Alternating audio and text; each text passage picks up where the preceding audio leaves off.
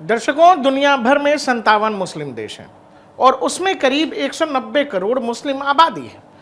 आपको ये पता होगा कि अब इजराइल ने लेबनान के ऊपर भी हमले शुरू कर दिए हैं। मतलब इजराइल हमास के ऊपर जो फिलिस्तीन वाले इलाके में गाजा पट्टी में जो ऑपरेशन चला रहा है 7 अक्टूबर के बाद से, अब वही ऑपरेशन एक्सपेंड हो गया है दूसरे बॉर्डर पर और लेबनान में भी वही हिस्सा है। पिछले 2 से 3 दिनों में 2000 से ज्यादा आकाशीय वर्षा के जरिए बूम बूम बूम हर तरफ, और उसमें से 600 से 700 ऐसे लेबनानी हैं, आम नागरिक हैं, जो अब इस दुनिया में नहीं है।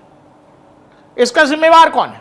इसका जिम्मेवार इजराइल है, इसका जिम्मेवार इजरायली फोर्सेस हैं, या इसका कुछ जिम्मा हिजबुल्लाह जैसे संगठन भी लेंगे, हमास जैसे संगठन भी लेंगे, जिन्होंने 7 अक्टूबर को इजराइल के अंदर उस जघन्य अपराध को अंजाम दिया। और सारी कहानी वहां से शुरू हुई और यह भी ये एस्केलेट होता दिख रहा है। इजराइल का गुस्से का पारा जो है 7वें आसमान पर है। इजराइल रुकने का नाम नहीं ले रहा है और इजराइल जिस मूड में है उसको ऐसा लगता है कि पूरे मिडिल ईस्ट को इजराइल अपने युद्ध की जद में ले लेगा। और इजराइल को रोक पाने की ताकत जिन लोगों में है, जो वाकई ये ताकत रखते हैं या नहीं ये भी दुनिया देखना चाहेगी, लेकिन कम से कम वो बोलते हैं और ऐसा लगता है कि इनमें हिम्मत है इजराइल को रोकने की, वो सब भी बस मूकदर्शी बने देख रहे हैं। दुनिया में मुस्लिम उम्मा की बात करने वाले लोग लगातार सड़कों पर निकल रहे हैं फिलिस्तीन के नाम पर, लेबनान के नाम पर, लेकिन हिजबुल्लाह को झेलना किसको पड़ रहा है? लेबनानियों को झेलना पड़ रहा है। हमास को किन्होंने छोड़ा? फिलिस्तीनियों ने झेला। और उसका जवाब कौन दे रहा है?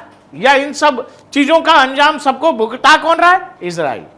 इजराइल किसी को भी माफ नहीं कर रहा है और यह सबसे बड़ा संकट है दुनिया में मुस्लिम उम्मा की बात करने वाले लोगों में। और कुछ लोगों को लगता है कि वो खलीफा है मुस्लिम वर्ल्ड के, उसमें पहला नाम शहबाज शरीफ। हालांकि ये आदमी टेक्निकली इस लिस्ट में आना तो नहीं चाहिए, लेकिन आ इसीलिए रहा है क्योंकि पाकिस्तान न्यूक्लियर स्टेट है। दुनिया में इकलौता मुस्लिम देश जो न्यूक्लियर स्टेट है और वो पाकिस्तान है। ये हमारा दुर्भाग्य है कि हमारे पड़ोस में रह करके कोई न्यूक्लियर स्टेट हो गया और हमारी लीडरशिप या हमारी विदेश नीति की का फेल्योर मानिए कि पाकिस्तान जैसा गैर जिम्मेदार देश हमारे होते हुए न्यूक्लियर स्टेट हो गया। अगर कोई मजबूत लीडरशिप होती, अगर कोई नरेंद्र मोदी के जमाने में ऐसा कोई काम होता, तो मुझे लगता है कि यह शायद ही हो पाता। नहीं हो सकना चाहिए था, लेकिन पाकिस्तान न्यूक्लियर स्टेट है, इसलिए इनको ताकतवर मुस्लिम देशों में लोग ऊपर रखते हैं। और यही कारण है कि लोग जो मुस्लिम ब्रदरहुड और मुस्लिम पॉलिटिक्स करने वाले लोग जो समझते जानकार, वो शहबाज शरीफ और पाकिस्तान को नंबर 1 रखते हैं। दूसरे नंबर पर है एर्दोआन। एर्दोआन नए नए खलीफा बने। वो कहते हैं कि नया नया मुर्गा जो है ज्यादा बांग देता है, वही हिसाब है एर्दोआन साहब का। नए नए खलीफा बने और इनको लगता है कि मुस्लिम वर्ल्ड में एक नई छवि की जरूरत है जहां हम नेता बन सकते हैं। तो ये भी अपने देश का इस्लामीकरण करने में तुले हुए हैं। वो तुर्की जो यूरोप के टच में रहता है, उस यूरोप में कट्टर इस्लामिक सरकार चल रही है और उसी हिसाब से एर्दोआन बात भी करते हैं। तीसरी सबसे बड़ी ताकत और मौजूदा समय में सबसे सक्रिय कौन? Ayatollah Khamenei, Iran. ईरान शिया देश है, शिया सुन्नियों में दुनिया भर में कॉन्फ्लिक्ट है। ईरान सुन्नी बहुल देश है और दुनिया में सबसे बड़ी शिया आबादी जो है ईरान में ही रह रही है। ईरान जो है हिजबुल्लाह को फंड करता है, इवन हमास को भी फंड करता है और चाहता है कि दोनों फ्रंट पर इजराइल को उलझाया जाए। और यह भी सच है कि ईरान से न तो कोई सीमा लगती है इजराइल की कि आमने सामने का ये लोग युद्ध लड़ लेंगे, लेकिन इजराइल के पास वो कैपेबिलिटी है कि ईरान में आकर के कहानी खत्म कर सकता है इजराइल।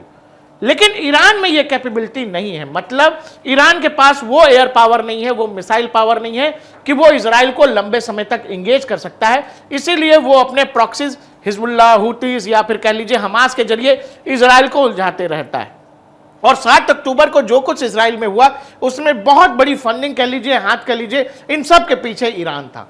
और यही कारण था कि हमने रईसी साहब वाली कहानी देखी और अभी अभी जो राष्ट्रपति का इनॉग्रेशन था उसमें आपने देखा कि हमास का जो नेता पहुंचा हुआ था उसकी भी कहानी बीचों बीच तेहरान में खत्म कर दी गई मोसाद ने। सबसे बड़े ऑपरेशंस में से एक बताया गया उसको।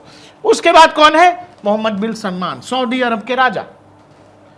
ये सब लोग मुस्लिम उम्मा के बड़े नेता हैं जिनमें जो जिनको जो है मुस्लिम दुनिया एक बड़े जो है तहजीब के साथ, इज्जत के साथ और एक उम्मीद की नजर से देखती है कि भाई इजराइल जो कुछ मिडिल ईस्ट में कर रहा है उनको रोक सकने की ताकत अगर किसी में है तो ये वो लोग हैं, रोक सकते हैं। लेकिन ये हिम्मत कैसे आएगी? वो इजराइल जो एक साथ 5,000 पेजर बूम बूम कर देता है, उसके खिलाफ लड़ने के लिए आपको तकनीकी सहायता चाहिए ही और साथ में उतनी हिम्मत भी चाहिए। वो हिम्मत जुटा पाना जिस तरह से मोसाद ने किया है लेबनान में, उसके बाद इन सब की हिम्मत टूट गई है।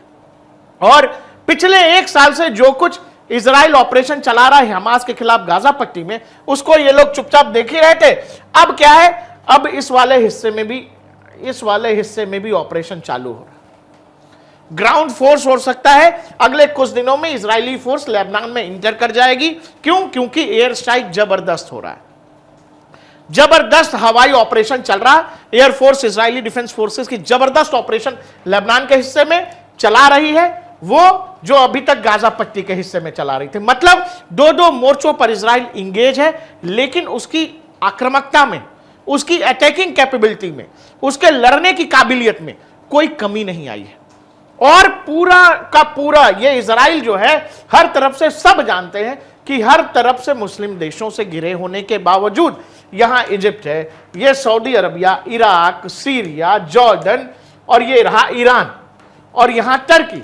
मतलब 3-3 खलीफा तो आसपास ही हैं, टर्की वाले, सऊदी अरबिया वाले, ईरान वाले। लेकिन सब चुपचाप देख रहे हैं, सब चुपचाप देख रहे हैं।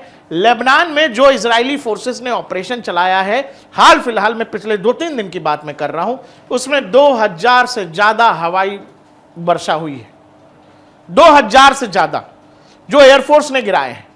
और उसके बाद जो है ये कहानी ऐसी हो गई कि वहां 1000, ये संख्या 700 बताए जा रहे हैं, लेकिन ये संख्या ऐसे हो सकती है कि 1000 से ज्यादा आम लोग अब इस दुनिया में नहीं रहे। लेकिन ये जो फोर्सेस हैं जो ऑपरेशन चला रही हैं, ये दिनों दिन और अटैकिंग होता जा रहा है। अब आप समझो कि क्या कैपेबिलिटी है इस 1 करोड़ या 1.25 करोड़ की आबादी वाले देश की, कि ये 2-2 मोर्चों पर लड़ रहा है, बिना इस बात की परवाह किए कि टर्की भी इसमें शामिल हो सकता है, सऊदी अरब शामिल हो सकता है, ईरान तो है ही। अगर ये मामला एस्केलेट हुआ तो चीजें बहुत बिगड़ सकती हैं। फिर भी ये देश नहीं रुक रहा। क्यों नहीं रुक रहा है? इसीलिए नहीं रुक रहा है क्योंकि इजराइल के ये सर्वाइवल की लड़ाई है। इजराइल यहूदियों की ये सर्वाइवल की लड़ाई है। दुनिया में इकलौती जमीन जो यहूदियों के पास है, कब्जे में है, वो यही वाला हिस्सा है। और इसके लिए वो सब कुछ कर गुजरने को तैयार हैं, जो कुछ ये युद्ध या ये समय उनसे मांगेगा, वो आखिरी समय तक नहीं रुकेंगे। और इसीलिए वो जंग को उस हद तक लेकर के जाना चाहते हैं कि वो अपने खिलाफ लड़ने वाले हर प्रॉक्सी या हर दुश्मन को ये बता देना चाहते हैं कि इजराइल संख्या बल में जरूर कम है, लेकिन इजराइल की तकनीक, इजराइल के लड़ने का तौर तरीका वो दुनिया के तमाम और कहानियों से अलग है। और इसीलिए जो कुछ हुआ, आपको क्या लगता है कि जो पेजर वाली कहानी लेबनान में हुई वो केवल एक मिशन का हिस्सा था? नहीं, वो दुश्मनों में खौफ डालने का एक तरीका था कि आपको लगता है कि आप हमें किसी चीज में उलझा सकते हैं, तो हम आपको बताते हैं कि हम आपको वहां तक डरा देंगे कि आपको वॉशरूम जाने में डर लगेगा, आपको नहाने में डर लगेगा, आपको शौच जाने में डर लगेगा, आपको अपना घर में बना हुआ खाना खाने में डर लगेगा। इस हद तक पेनिट्रेशन है मोसाद का लेबनान के अंदर, हिजबुल्लाह के अंदर। और इसी तरह का पेनिट्रेशन वो अपने हर दुश्मन की फोर्सेस में रखते हैं। वो चाहे ईरान में जो ऑपरेशन हुआ, आपको क्या लगता है कि वहां रिवोल्यूशनरी गार्ड्स की मदद के बगैर ये हो गया? तो यही मैं कह रहा हूं कि इजराइल जो लड़ाई लड़ रहा है और जिस तरह से लड़ रहा है, इसमें बिल्कुल सही बात है कि आम लोग भी नहीं बच रहे हैं, आम लोग भी इसकी जद में आ रहे हैं। लेकिन इजराइल के पास क्या रास्ता है और इजराइल को रोकने का क्या रास्ता है? आप ये बताइए। ये इतने बड़े बड़े ताकतवर देश हैं हर तरफ से, इनकी हिम्मत क्यों नहीं हो रही है जाने की, इजराइल को रोकने की? ये लोग केवल क्या मोमबत्ती और रैली निकालने के लिए हैं? शहर शहर रैली निकालेंगे कि लेबनान में बच्चे नहीं रहे तो चलो रैली निकालते हैं, मोमबत्ती जलाते हैं। क्यों? क्योंकि ये अमेरिका पर पलते हैं, इनको अमेरिका सिक्योरिटी देता है, ये नाटो के मेंबर हैं। तो अमेरिका और वेस्टर्न देशों ने इस तरह से पूरे मिडिल ईस्ट को उलझाया हुआ है कि इनके आपस में इतने सारे झगड़े हैं। सऊदी अरेबिया की जॉर्डन से नहीं बनती, जॉर्डन की ईरान से नहीं बनती, जॉर्डन और इजिप्ट एक दूसरे के दोस्त हैं, और इजराइल और सऊदी अरब एक दूसरे के दुश्मन जरूर हैं, लेकिन सऊदी अरब अमेरिका का दोस्त है। अमेरिका का दोस्त है मतलब आप इजराइल के खिलाफ जा ही नहीं सकते। सऊदी अरब इस पूरे मामले में यह कह रहा है कि भाई फ्रांस, पूरा पश्चिमी देश और अमेरिका ने कहा कि भाई आप लोग शांति कायम करिए, जो लेबनान के मोर्चे पर हो रहा है उसमें युद्ध विराम कीजिए। सऊदी अरब भी यही कह रहा है कि युद्ध विराम करिए। काहे कि खलीफा हो भाई, आपको मुस्लिम वर्ल्ड का खलीफा बनना है ना, तो मुसलमानों की जान खतरे में है और आप बात कर रहे हैं कि चलिए सीज फायर कर लेते हैं। तो दुनिया भर के वो मुस्लिम देश या आम जनता, आम मुस्लिम, जिनको लगता है कि सऊदी अरब कुछ बड़ा कर लेगा इजराइल के मोर्चे पर मिडिल ईस्ट में, वैसा होता नहीं दिख रहा है। ये सब तो घुटनों पर है, इजराइल के सामने घुटनों पर हैं और खौफ जदा है कि पता लगे मोसाद कल को सऊदी अरब के अंदर कोई ऑपरेशन कर दे, ज्यादा बोले तो। आपके यहां का सिस्टम इतना करप्ट है कि चंद डॉलर में बिक जा रहा है। और उम्मा, काहे का उम्मा है, कैसा उम्मा है, कुछ तो दिख ही नहीं रहा।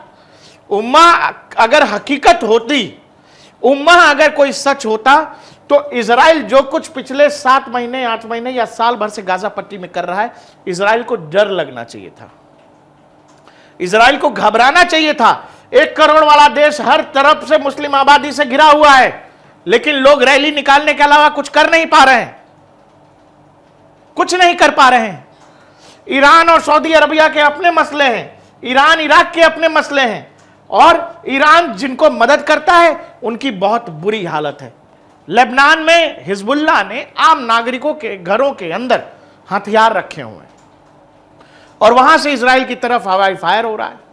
यह सब कुछ इजराइल ने बकायदा वीडियो जारी करके बता दिया। और इसीलिए मैं कह रहा हूं कि ये तमाम जो खलीफा बने घूमते हैं, इन सब की हैसियत नहीं है, इन सब की औकात नहीं है कि ये सब इजराइल को रोक सके। कैंडल से, रैली निकालने से, नारेबाजी से कुछ नहीं होता है। सच यह है कि इजराइल की ताकत, इजराइल की टेक्नोलॉजी और इजराइल की हिम्मत के आगे पूरा का पूरा मुस्लिम वर्ल्ड घुटनों पर बैठ गया है।